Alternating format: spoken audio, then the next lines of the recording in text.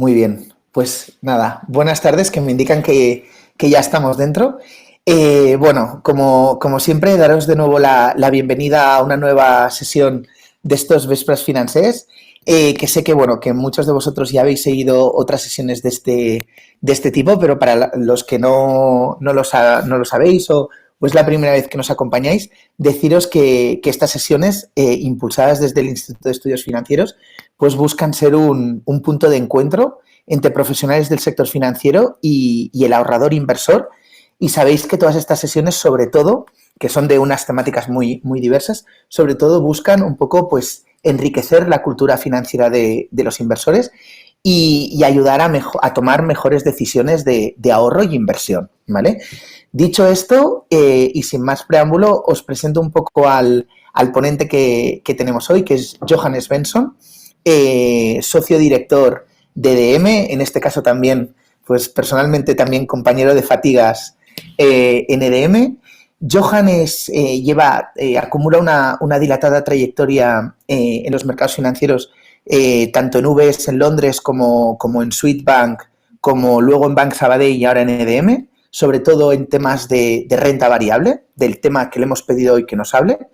Y más concretamente lo que le hemos pedido a Johan es que hoy pues centráramos la sesión a hablar específicamente de la renta variable americana, que sabéis, más o menos por situar el tema, las grandes cifras, que si aproximadamente los mercados financieros, el equity market, son unos 100 trillones, 40 trillones se corresponden al mercado americano, que además es probablemente, Johan luego nos lo explicará más, pero es quizás una de las economías más dinámicas, innovadoras y disruptivas del panorama, y que aproximar pues las acciones de estas de alto crecimiento que normalmente cotizan a valoraciones muy exigentes, pues no siempre es fácil, ¿no? Y menos en el contexto actual.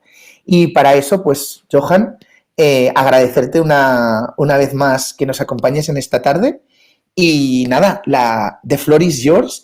Y bueno, no me olvido, perdonadme, como siempre, os animo a que planteéis la idea, la liturgia, como siempre, es que ahora tome la palabra Johan y nos pueda hacer una exposición de 30-40 minutos y que luego nos queden 15-20 minutos un poco de coloquio.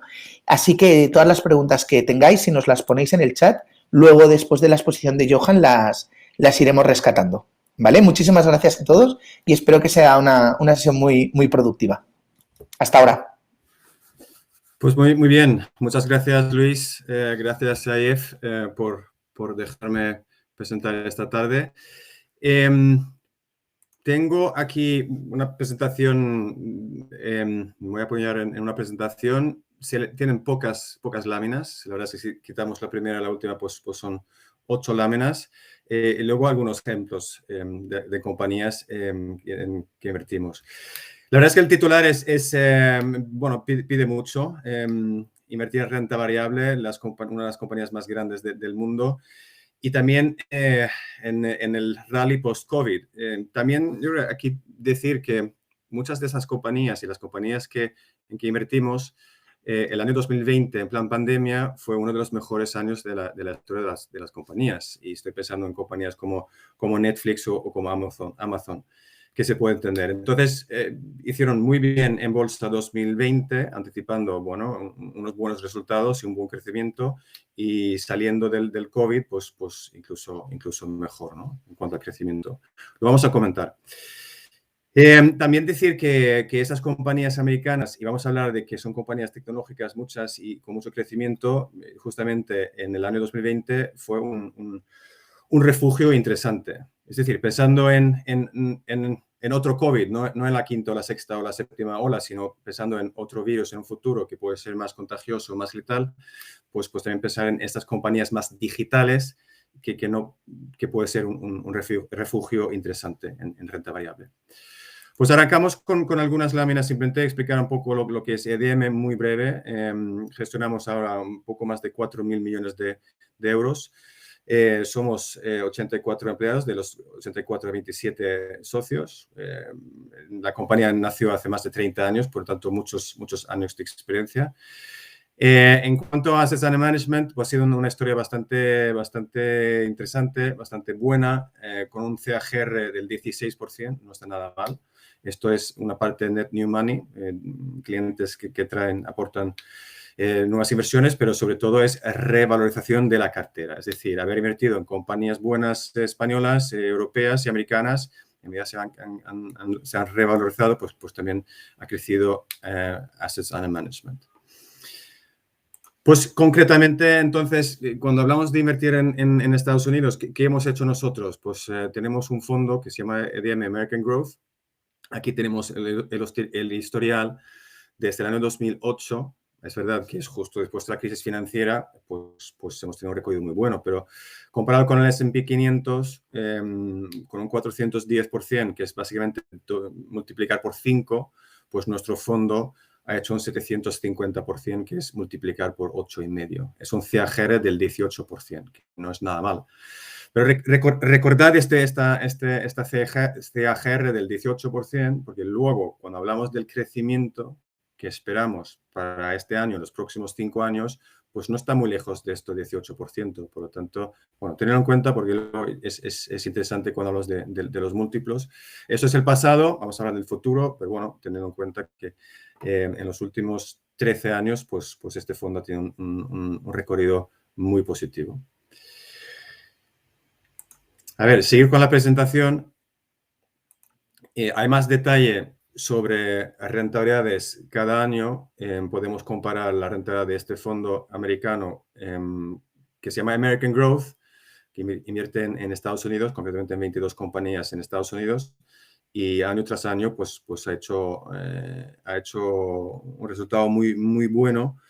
Ningún año negativo. Es verdad que hubo 2 años donde el fondo hizo algo peor que el S&P 500, pero cuando vemos el resultado y la rentabilidad anualizada, pues supera ampliamente el resultado del S&P 500. Y además, en la última línea vemos la volatilidad, pues no es con una volatilidad muy, muy, muy superior a la volatilidad del S&P 500, que también es importante. Esta ha sido un poco la introducción de lo que es EDM, la historia que llevamos en los últimos 13 años de este fondo, invertir en compañías en Estados Unidos.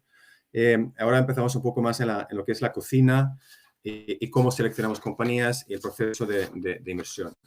Tenemos esta pirámide, empezando con todas las compañías del universo que tenemos y al final vamos filtrando y nos quedamos con 22 compañías.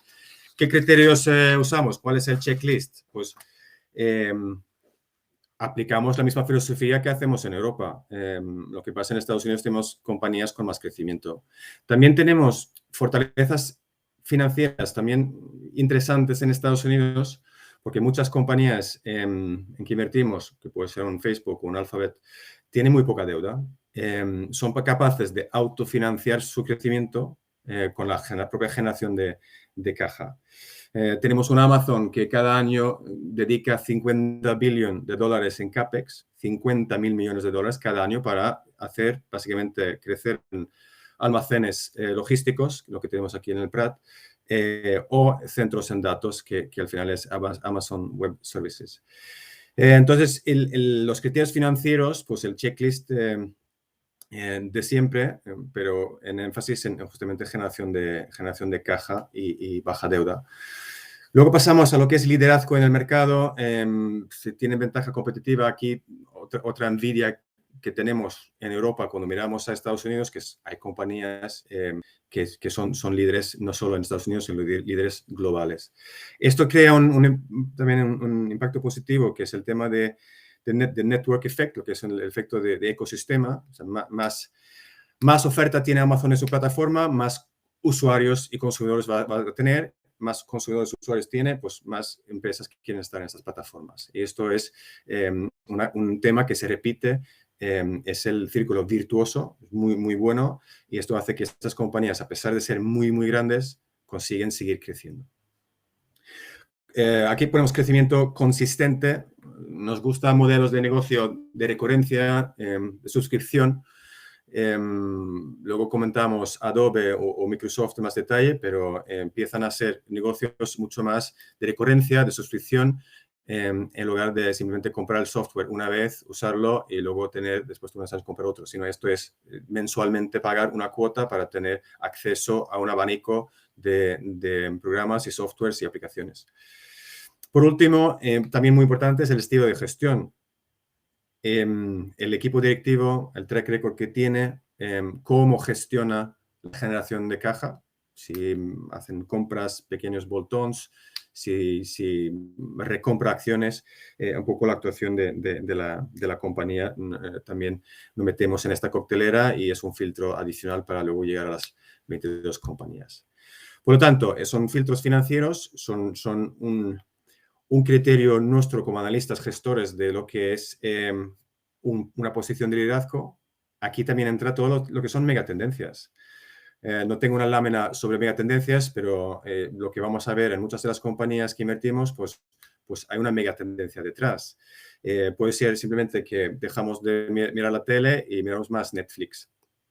Pero también Netflix compite con videojuegos. Es decir, se convierte en un tema de quién gana el tiempo del ocio de los usuarios, de los consumidores.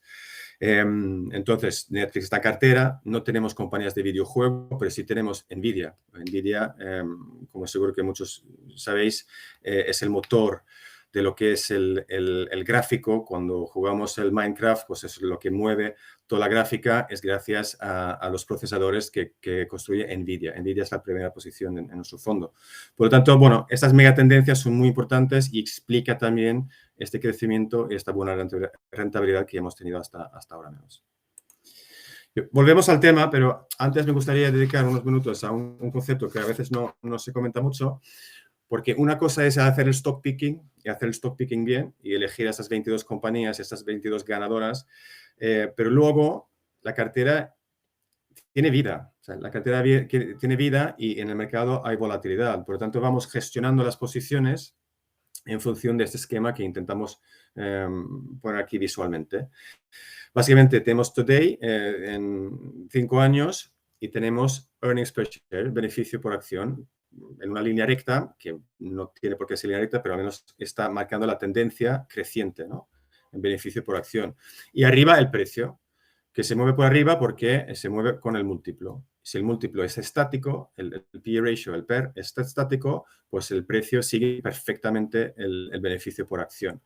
Por el camino podemos tener una contracción del múltiplo, una expansión del múltiplo. De hecho, cuando nos sentamos hacemos los modelos, normalmente ponemos una contracción del múltiplo en el tiempo. O sea, lo lógico sería que un Facebook joven tiene un múltiplo alto, con un crecimiento altísimo, pero a medida que va madurando el negocio de Facebook, pues el crecimiento probablemente tampoco, bueno, tiene que ir desacelerándose, por lo tanto deberíamos aplicar un múltiplo algo más bajo a medida que va madurando el negocio. Pero bueno, esa es la teoría. Cada analista fija su precio objetivo en función de DCF, en función de múltiplos, la valoración fundamental, se fija un precio teórico. Hay oscilaciones, hay volatilidad del mercado y vamos entonces gestionando, incrementando, disminuyendo la posición. Si tenemos una posición en Netflix, pues vamos a incrementar la posición o disminuyendo la posición en función de esta volatilidad.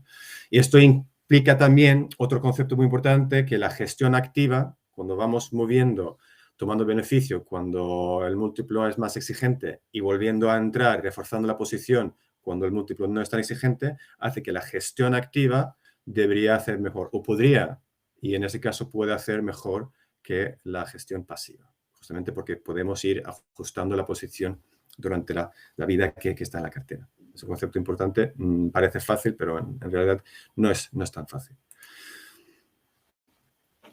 Antes de entrar en ejemplos, y yo no sé si esta lámina se ve bien, voy a intentar incrementar algo para que sea un poco mejor. Esos son los datos básicos de las 22 compañías que he comentado. Son algunos datos financieros para entender un poco qué tipo de compañías tenemos. Tenemos compañías con un return on equity, con un ROE alto, que es la primera columna. Tenemos un crecimiento de beneficio por acción alto. Aquí el agregado para las 22 compañías es un poco por encima del 20%, es decir, de manera anual estas compañías crecerán un 20% en beneficio por acción. Recordad lo que decíamos al principio, que tenemos un CAGR de los últimos 13 años en rentabilidad, que es un 18-19%, que nos aleja mucho de lo que es el crecimiento del beneficio de las compañías que tenemos en cartera. Lo que vemos en las compañías americanas es un ROE alto, más alto de lo que normalmente vemos en compañías europeas, un return on invested capital también más alto. Esto tiene que ver mucho que con las compañías americanas son más eficientes en aplicar el capital. O sea, con poco dinero invertido consiguen mucha rentabilidad. Son asset light.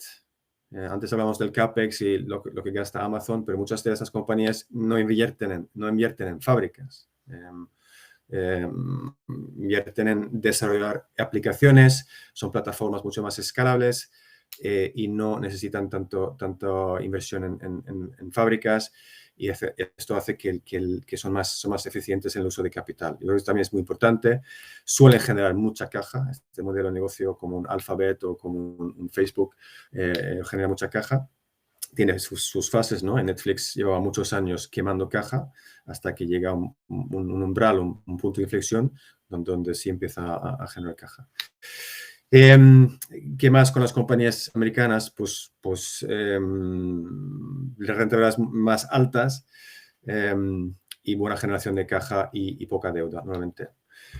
Esto todo que conlleva pues un múltiplo alto, un múltiplo exigente. En este caso tenemos para el 2022, aplicamos un múltiplo de 33 veces, es lo que nos sale, 33 veces, que es alto, es más alto que cuando miramos nuestra selección de compañías europeas, estamos más bien en un 20 veces, y en España 15 o por debajo incluso.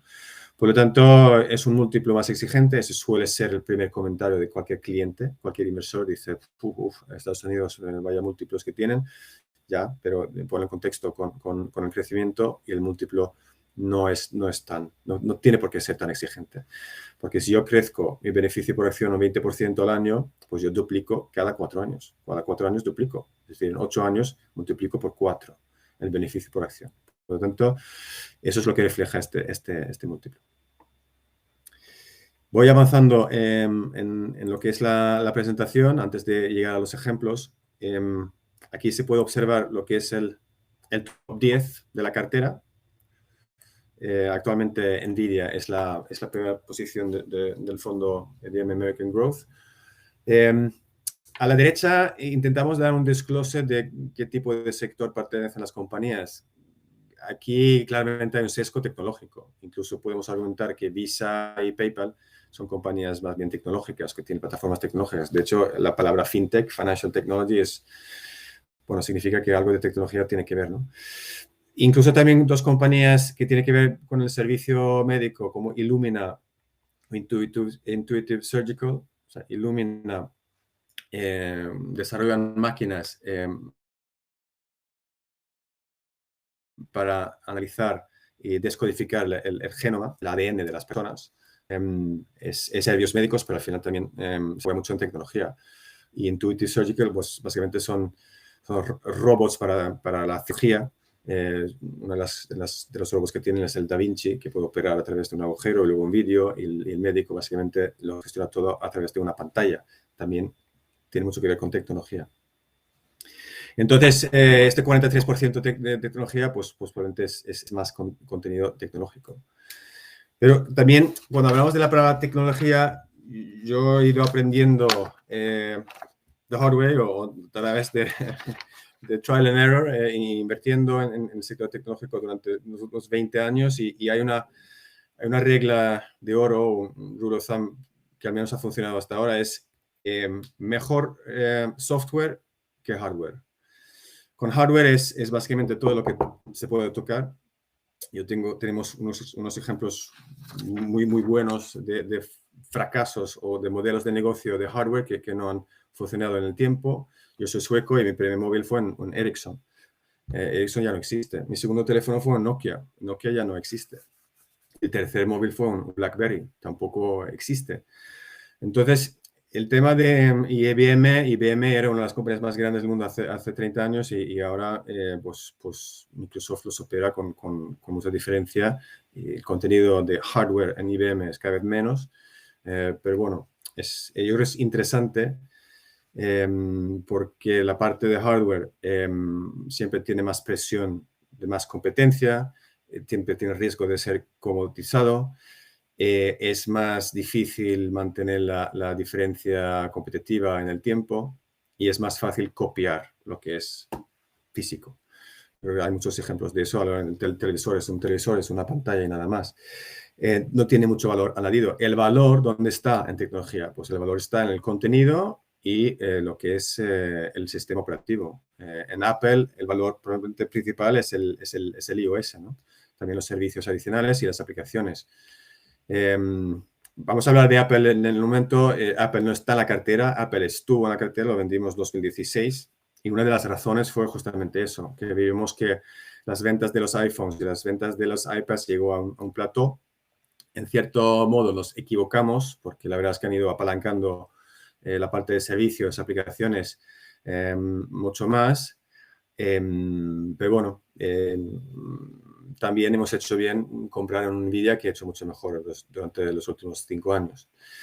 Pero bueno, es un tema y lo que intento transmitir es que cuando hablamos de un Adobe o un Microsoft o un Intuit, pues son compañías mucho más escalables. Microsoft es un ejemplo de que no vemos tiendas de Microsoft por las calles. Es verdad que cuando entramos en la informática vemos algo de Microsoft, pero Microsoft es básicamente una compañía digital, 100% digital. Tiene servidores, pero es sobre todo digital. Y Adobe, pues incluso mucho más.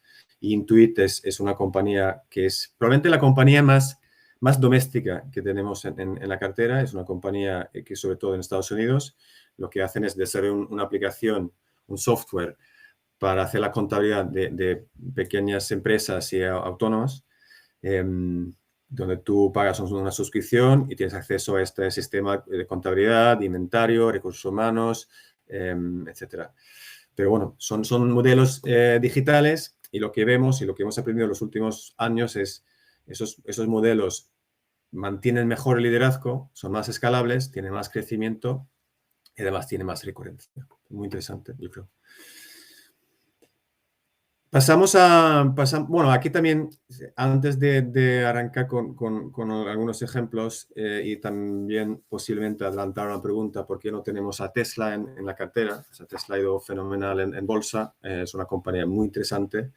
Yo creo que cuando hablamos de tecnología y hablamos de hardware y software, pues yo creo que lo interesante con la tesis de inversión de Tesla es venden coches eléctricos muy buenos, pero cada vez más se ve que el valor está en lo que son servicios y lo que es luego almacenamiento de energía, lo que es generación de energía limpia, y esto cada vez más cogerá más importancia en Tesla. No solo es vender un coche, sino es vender mucho más, y servicios, aplicaciones y upgrades y software. Por lo tanto, es interesante. Pero bueno, lo habíamos descartado por los motivos, que ha sido el tema del múltiplo y también el tema de lo que al final 80% de las ventas hoy son coches, que es un sector muy competitivo. Bueno, hemos adelantado un poco el tema de Tesla, a ver si surge o no surge la pregunta. Me lanzo en algunos ejemplos de la cartera, también para intentar dar ejemplos de cómo pensamos en la tesis de inversión. Visa lleva muchos años en nuestra cartera, ahora es la segunda posición. Hay un debate aquí pendiente, pero rápidamente repasando la tesis de inversión de una compañía como Visa, que es el sector financiero, pero también depende de una plataforma tecnológica.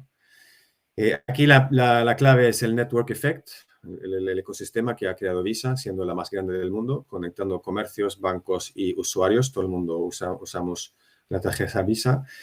Como modelo de negocio es fantástico. Visa básicamente cobra una comisión por cada transacción que procesa, y son muchas transacciones. Por cada 100 euros en una compra de Visa, pues Visa se queda 23-24 céntimos por cada 100 euros que se procesa. Eso es la comisión que genera Visa, eso es lo que es el ingreso de Visa.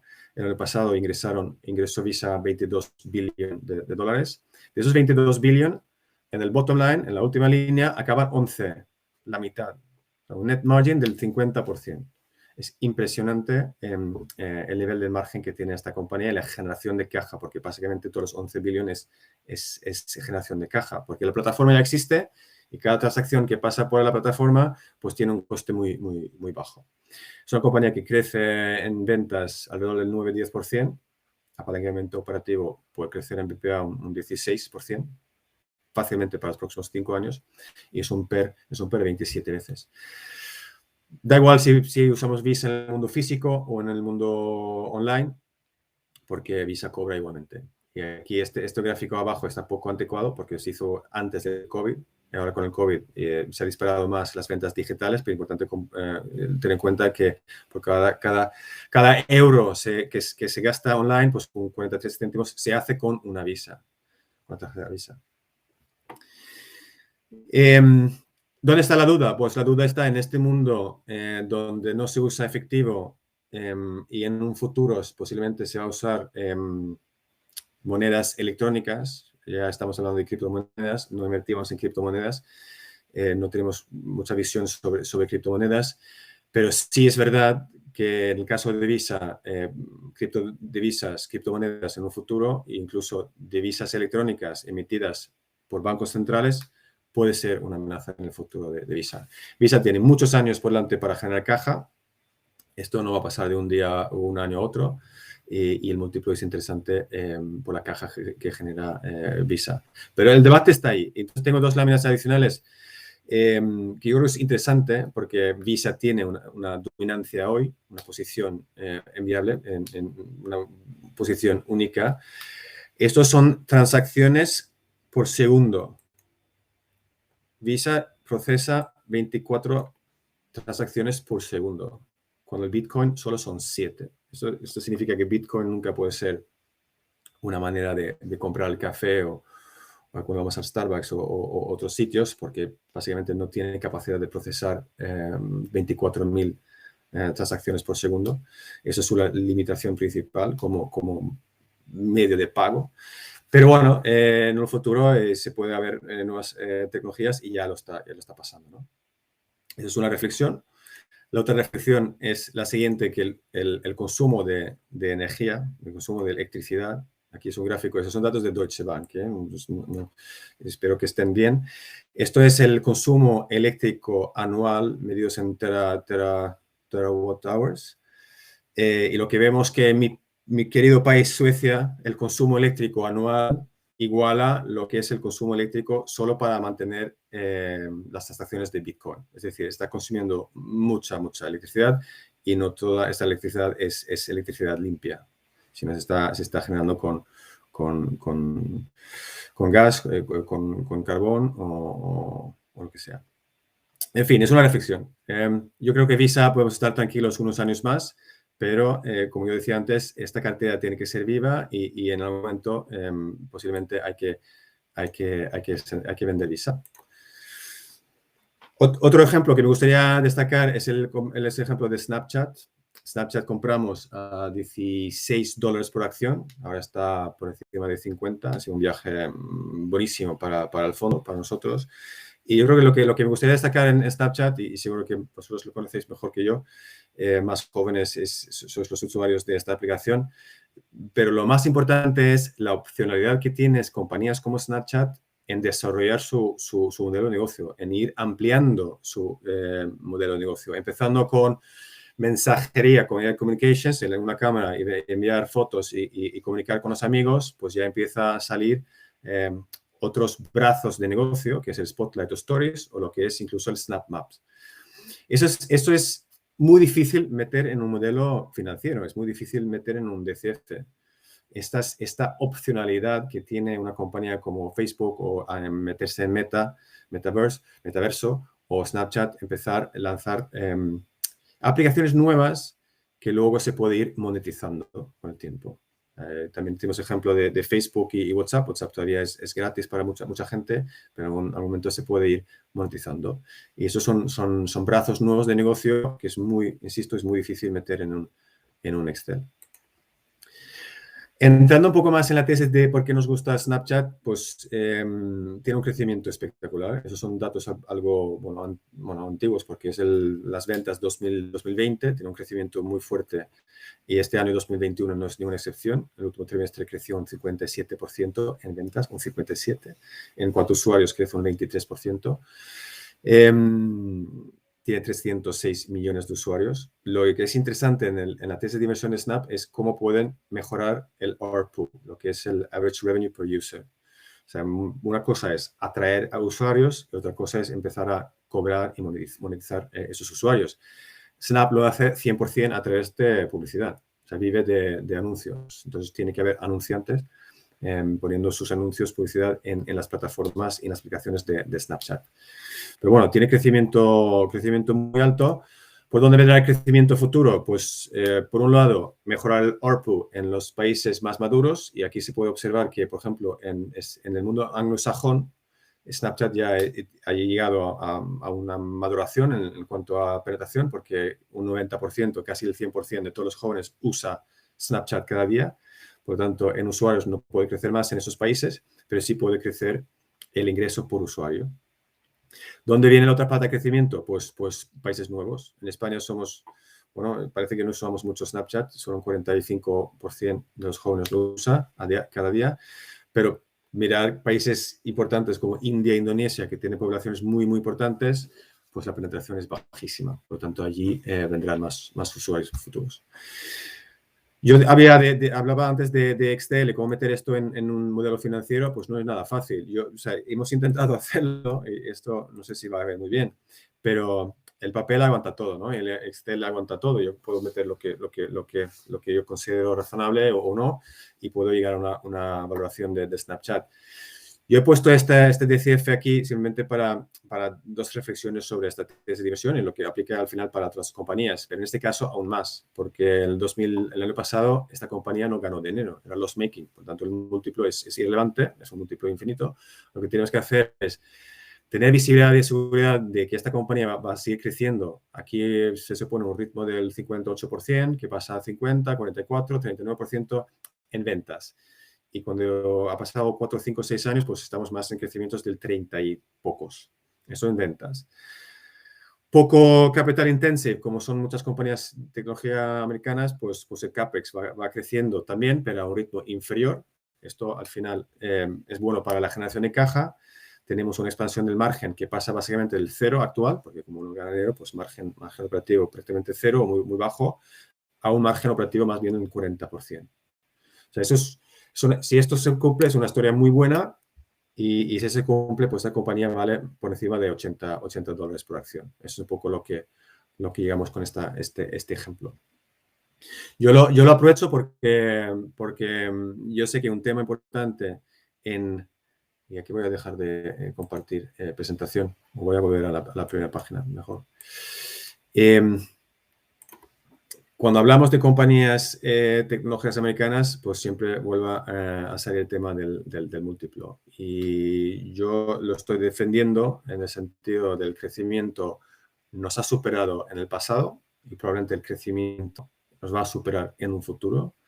Y donde muchas veces nos equivocamos es justamente la capacidad que tienen estas compañías de lanzar nuevos negocios, de ir buscando otras ramas, de convertirse de hardware a software, de empezar a monetizar lo que son sus user base y la parte de servicios y aplicaciones. Entonces, esto solo aplicando múltiplo es muy difícil. Hay que valorar lo que tenemos comentado, que es la eficiencia de capital de esas compañías, el return on equity, el return on invested capital, el hecho que muchas de las compañías tienen caja neta. Alphabet tiene más de 100.000 millones de caja neta, está generando, no sé, este año 40 o 50.000 millones más. Facebook, situación similar, aunque menos magnitud. Y Amazon probablemente es el único que antes el CAPEX genera 60.000 millones, antes del CAPEX, pero como ya quiere crecer más, quiere abrir más centros logísticos, pues obviamente está invirtiendo toda esta generación de operating cash flow para invertir en CAPEX, por tanto no genera free cash flow, pero podría hacerlo cualquier día que deje de invertir en algo físico. Y bueno, yo creo que el título fue muy muy ambicioso, obviamente renta variable americana, retos y oportunidades, pero yo creo que la cartera que tenemos, de hecho que es la cartera que más nos gusta, son esas 22 compañías, vemos muchísimo potencial para los próximos años. Y aquí acabo la parte de la presentación y no sé si, Luis, quieres comentar algo o si hay preguntas y vamos a ir. Muy bien, no, agradecerte también además la escrupulosidad con el tiempo. La verdad es que tenemos varias preguntas. Mira, la primera te la hace Jorge, que pregunta un poco sobre cómo se integra todo lo que llamamos criterios ESG y también enfatiza en particular el tema de la gobernanza a la hora de esa selección de compañías.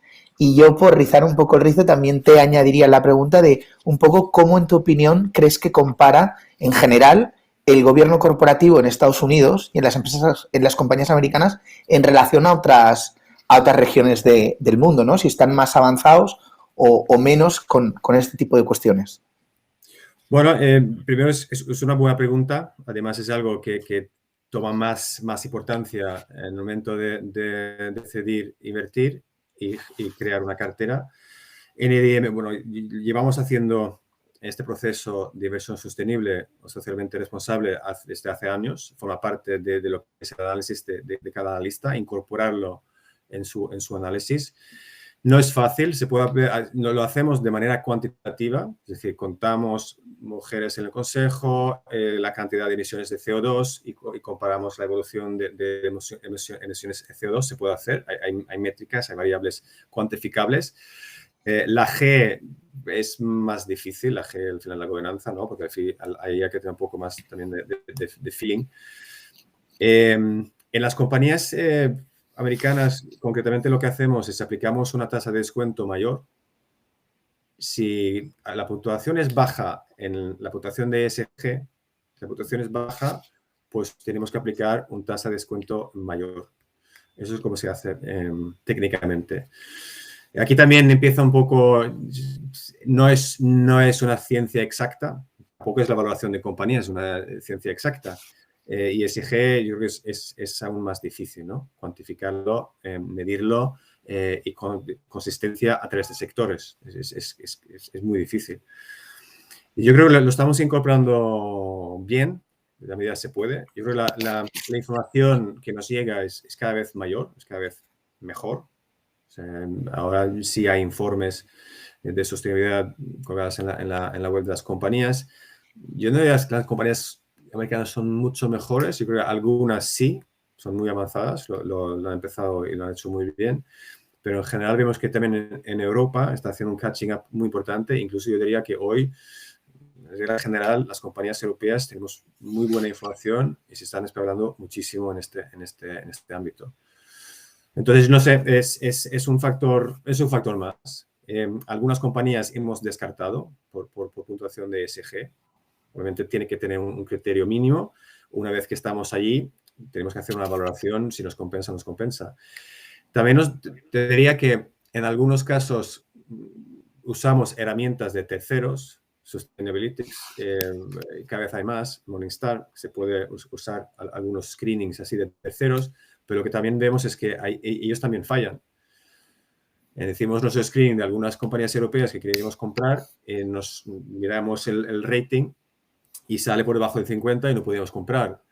Pero averiguamos el tema por qué, contactamos con la compañía y resulta que fue un error. Entonces, nuestra propia investigación llegó a la conclusión de que sí, efectivamente, el rating nuestro es superior a lo que salió en el scoring del tercero, en este caso. Entonces, yo creo que es un proceso que va evolucionando, estamos todos mejorando, el mundo no es perfecto, pero sí, incorporarlo a través de la tasa de descuento o directamente hacer un soft call, es decir, la lista dice que aquí no me siento cómodo y así se descarta. Herminio también yo creo que te pregunta una de las preguntas claves del momento actual, transversal a cualquier fondo de inversión, que es que ahora que la FED ha anunciado el tapering y que, digamos, se va a ir retirando ese programa de compra de bonos, ¿cómo crees que esto puede afectar a esta cartera de acciones que nos has comentado? Y si se está haciendo algún movimiento para gestionar la cartera de forma acorde.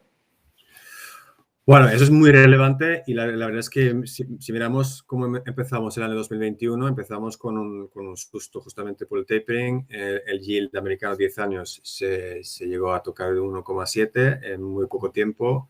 ¿Y qué pasó en bolsa? Bueno, justamente estas compañías que tenemos en cartera sufrieron más.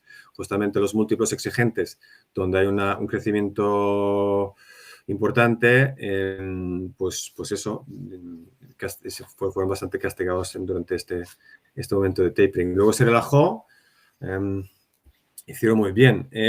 Pero bueno, yo creo que hay que distinguir en lo que es el tapering puro, lo que es el mecanismo financiero en el DCF del analista. Cuando tú tienes que subir tu tasa de descuento porque tienes que aplicar un risk-free rate más alto, pues lógicamente tu múltiplo tiene que caer. Y esto en un Adobe puede ser muy brusco. Por otro lado, si tenemos tapering y subidas de tipos, es probablemente porque tenemos una economía que está tirando muy bien y que tenemos inflación. Y lo que hemos visto en muchas de esas compañías de liderazgo es que un poco de inflación les va muy bien. Hemos comentado el tema de pricing power, el que algunas compañías son capaces de subir los precios, pues es más difícil subir el precio de una camisa de Zara, pero si eres Adobe o Microsoft y dices que, ¿sabes qué? Este año subimos el precio un 10%. O sea, hay muy poca gente que puede prescindir de usar Windows. Hay muy poca gente que puede dejar de usar Adobe. Por lo tanto, el pricing power ahí es tremendo.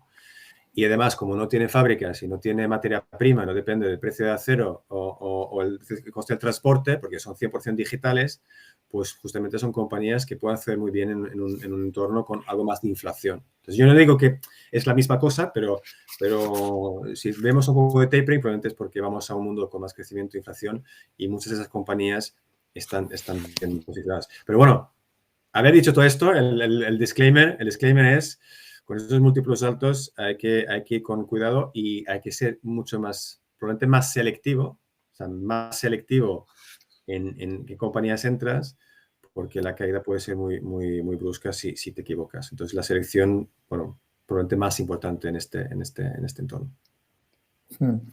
Hay un tema ahora que te comentaba, Marc, que yo creo que has anticipado un poco con telequinesia, un poco la pregunta, porque te preguntaban justamente por Tesla y por Apple, que eran como destacaban por su ausencia y un poco los motivos de por cuáles no estaban incluidas en la cartera, que entiendo, Johan, que ya lo hemos cubierto. Tesla estaba muy claro, hay un tema de múltiplo y un tema de que hoy por hoy el 80% del revenue viene de un negocio que no, en donde difícilmente, muy competitivo, ¿no? Un Red Sea que decían, con aquello del Blue Ocean Red Sea, muy, muy competitivo. Y con Apple, no sé si quieres añadir algo más, pero también ha quedado claro, ¿no? De que era un más...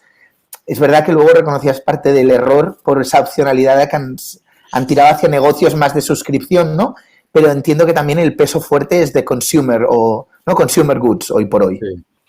No, el error en Apple y venderlo en 2016 no fue por razones fundamentales, porque acertamos en el negocio fundamental, lo que hemos visto en ventas, yo creo que facturó 220, 230 mil millones hace 5 años, hoy factura 360, por lo tanto ha crecido en ventas, pero el recorrido en bolsa tiene sobre todo que ver con un re-rating, o sea, una expansión del múltiplo. Y esto es la percepción del mercado. Es decir, en 2016 había una percepción de lo que era Apple entonces, ahora hay otra percepción de lo que es Apple hoy.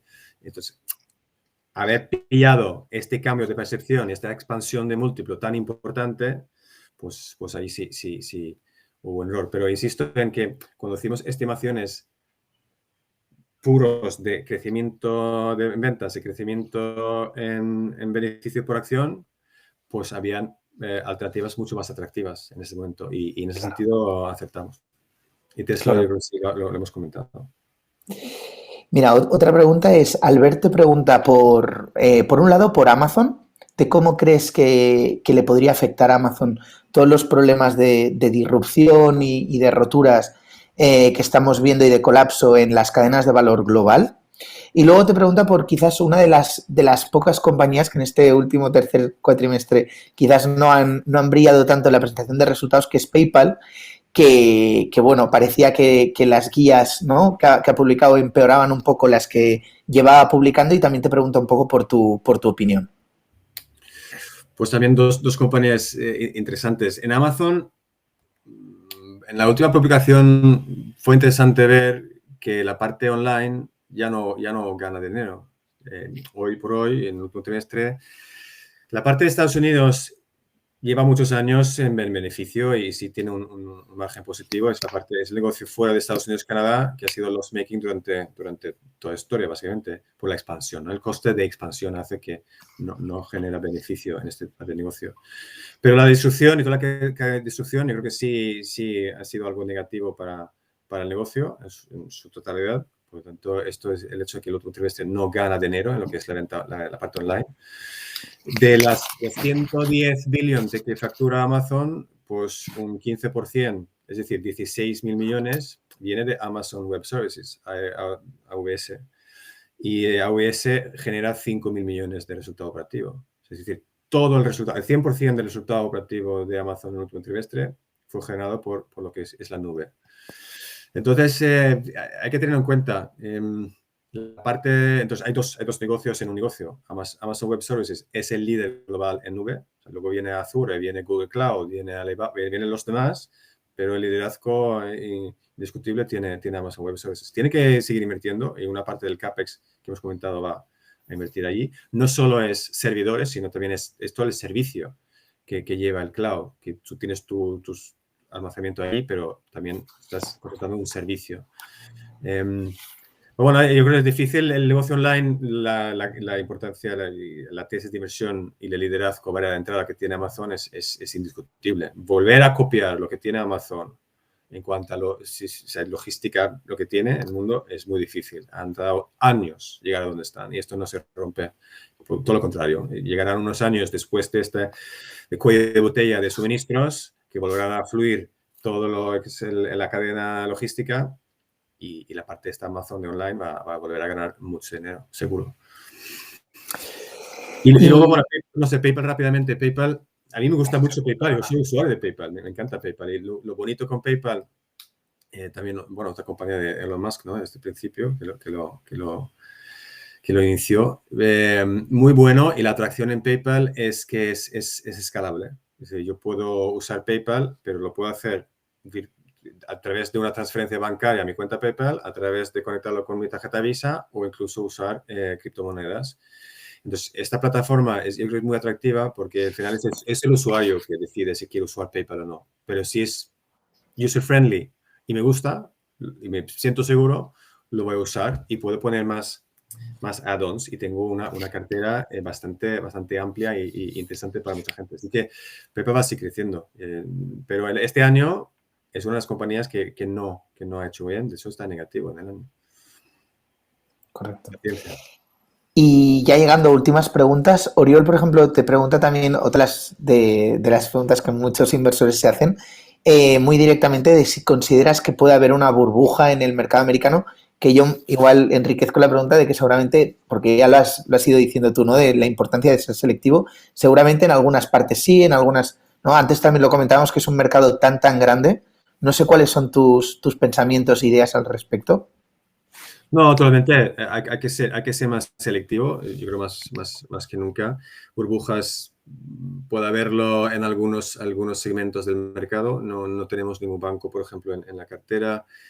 Materias primas, mineras tampoco están. Energía en general es bastante...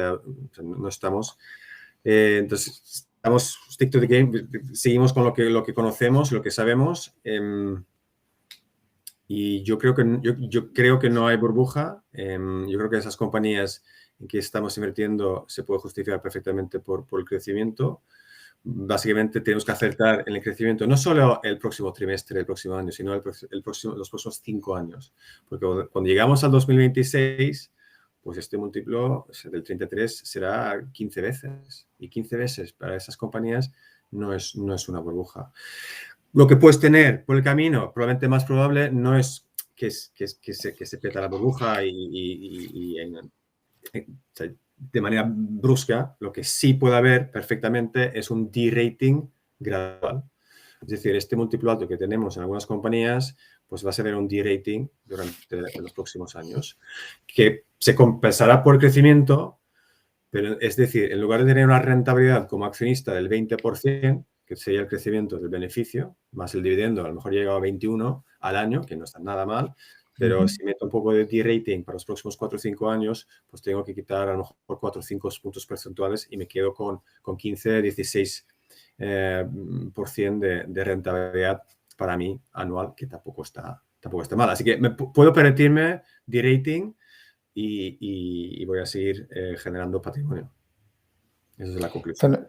Fenomenal. Ya estamos, bueno, recta final del evento y yo aprovecharía y como voy con el gorro de hoy de presentador, quizás una última pregunta que no ha salido y que igual que algún ahorrador o inversor que nos está viendo se lo podría plantear, es que sobre todo por ejemplo, cuando has planteado alguna de las tesis de inversión como la de Visa, en donde realmente se transmitía pues una posición de dominio del mercado muy clara, una visibilidad de los beneficios futuros al menos durante los próximos 2, 3, 4 años pues bastante predecible, a un múltiplo bastante razonable. ¿Para qué perfil de riesgo puede ser adecuada este tipo de renta variable que hemos comentado hoy aquí? Porque típicamente todo este tipo de inversiones de compañías a veces se perciben como de muchísimo riesgo, ¿no? De algo muy reservado a un segmento muy pequeño de inversores. No sé tus ideas al respecto, o si igual, al revés, estas compañías pueden ser más seguras, sobre todo por el potencial, ese binomio riesgo-rentabilidad, mucho más ajustado que otro tipo de inversiones que igual se perciben con menos riesgo y que igual tienen más deuda, están en sectores más competitivos. No, es un buen punto, es buena pregunta. Mi reflexión personal es justamente por su solidez financiera, el balance que tiene, pues están bastante protegidos. Por el negocio, pensando en una recesión inminente, que no se espera, pero que llega en 2023-2024 para decir algo, no lo sé. Va a sufrir bancos, sufrirán las compañías cíclicas. No sé si la gente dejará de usar Netflix. No sé si la gente dejará de usar Adobe. A lo mejor todo lo contrario, ¿no? Entonces, en ese sentido, yo decía un poco el comportamiento de esta cartera durante la pandemia, que nos sorprendió porque hizo fantásticamente bien. Luego piensas, hombre, tiene sentido. No es es un componente más. En una cartera, en una asset allocation global, hay que tener un poco de todo, y yo creo que esta parte de una cartera global te ofrece la parte financiera muy, muy atractiva, el crecimiento, por supuesto, que es el número uno, incluso el fondo se llama American Growth, porque justamente ese es el tema, y te puede sorprender positivamente en un downturn, que estas compañías van a aguantar relativamente mejor. No estoy diciendo que no van a corregir, que no van a sufrir, mucho menos, pero puede que sufran menos. Entonces, el riesgo, yo creo que el risk reward es bueno, y siempre y cuando lo metes en una asset allocation, y eso es un componente más. Fenomenal.